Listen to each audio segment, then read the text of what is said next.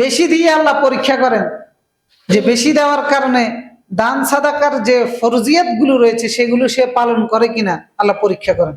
অসংখ্য মানুষ বেশি বেশি রিজিক পেয়ে জাকাত না দিয়ে জাহান্নামে চলে যাচ্ছে, যাচ্ছে না? যাচ্ছে। এর সংখ্যা কি কম?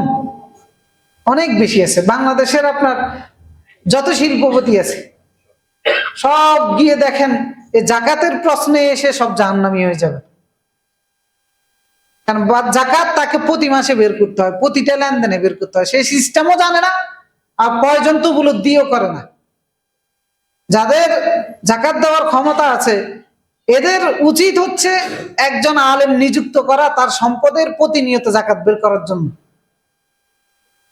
একজন অ্যাকাউন্টিং হিসেবে সে যাকে নিযুক্ত করে তার উচিত হচ্ছে ওই রকম হিসাব রক্ষক রাখা, যে তাকে জাকাতের হিসাব বের করে দিবে প্রতি মাসে। কারণ এই তার এই রিজিক এই প্রশ্নেই সে জাহান্নামে যাওয়ার জন্য যথেষ্ট। কারণ জাকাত যাদেরকে দিবেন আল্লাহ তাআলা বলেছেন ইয়াউমা ইউহমা আলাইহা ফি নারি জাহান্নাম ফাতুকওয়া বিহা জিবাহুহুম ওয়া জুনুবুহুম ওয়া যুহুরুহুম, এবং বলা হবে হাদা মা কানাস্তুম।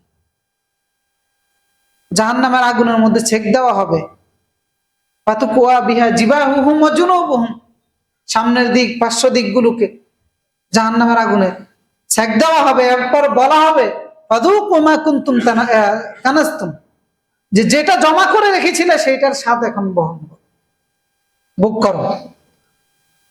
তো এই জন্য অতিরিক্ত রিজিক পরীক্ষা স্বরূপ হয়, পরীক্ষা ফেল। আর যাকে কম দিয়েছে দেখা যাচ্ছে সে জাকাতের প্রশ্নে 100% নাম্বার পেয়ে গেছে, পাস সেখানে। এরপর আল্লাহ তাআলা বলেছে ওয়া জাআলনা বা'দাকুম লিবা'দিন ফিতনা, তোমরা একে অন্যের জন্য পরীক্ষা স্বরূপ। আমাকে দিয়ে পরীক্ষা করা হচ্ছে, আপনাকে না দিয়ে পরীক্ষা করা হচ্ছে।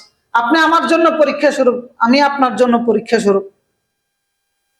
তো সুতরাং রিজিকের বেশ কম অনেকগুলো কারণ আছে। তো সেই কারণগুলো জেনে আল্লাহর বন্টনের উপরে যদি সন্তুষ্ট থাকতে পারি তবে হালালের গণ্ডির ভিতরে থাকতে পারবো।